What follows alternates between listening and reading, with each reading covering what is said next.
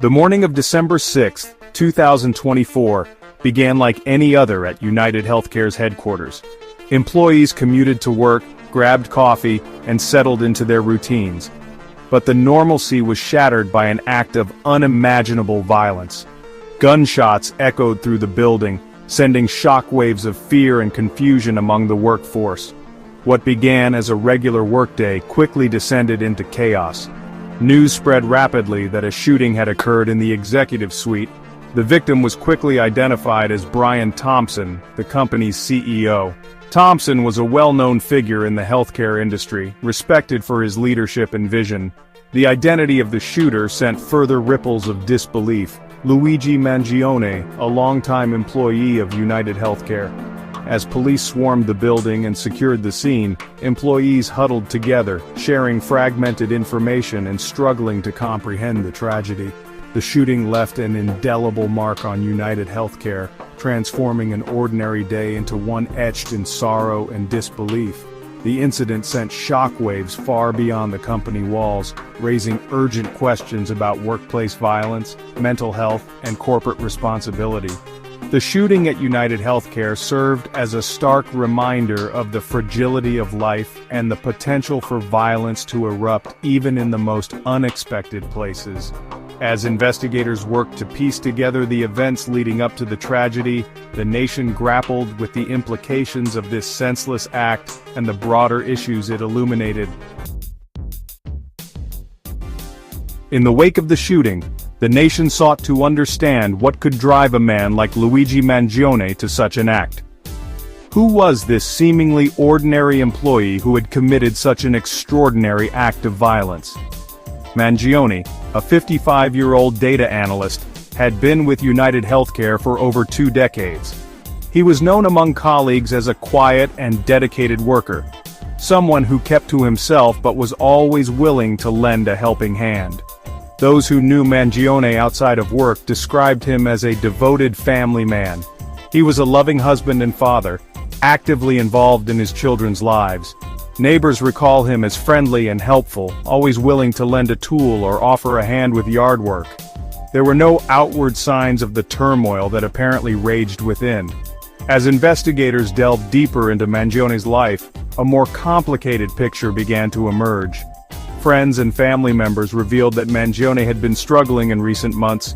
He had become withdrawn and irritable, plagued by insomnia and anxiety. Some speculated that these struggles stemmed from mounting pressures at work.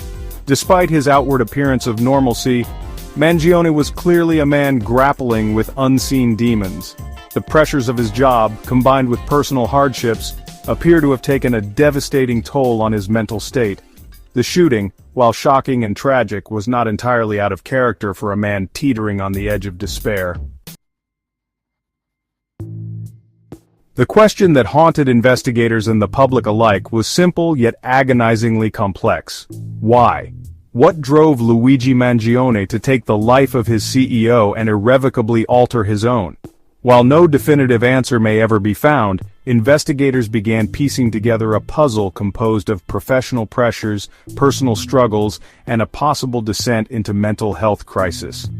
Sources within United Healthcare revealed that Mangione had been under increasing strain at work.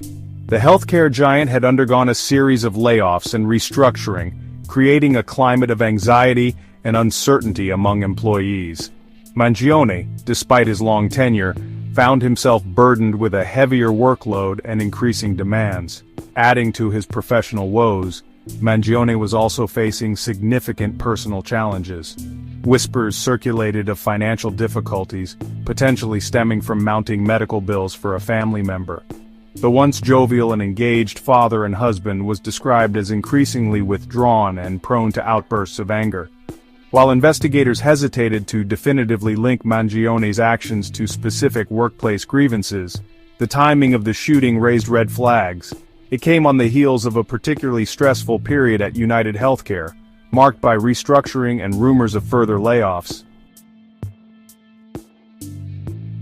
The moments leading up to the shooting remain shrouded in a chilling ambiguity. What is known comes from the fragmented accounts of those unfortunate enough to witness the horror firsthand. Employees described a sense of unease as Mangione, typically punctual and quiet, arrived at the office visibly agitated. Some recalled overhearing snippets of heated conversations, Mangione's voice rising in anger as he spoke on the phone. Others recounted seeing him storm down the hallway, a look of steely determination etched on his face. It was clear to those who crossed his path that something was amiss. Security footage captured Mangione entering the building that morning, his demeanor unremarkable. He bypassed the security checkpoint, a somber nod to the guard his only acknowledgement. Minutes later he was seen entering an elevator, his jaw clenched, eyes fixed on some distant point. The most harrowing accounts come from those who worked in close proximity to Brian Thompson's office. They described the sudden eruption of shouting, followed by the soul-piercing crack of gunfire. The sounds, etched into their memories, painted a picture of rage, desperation, and ultimately irreversible tragedy.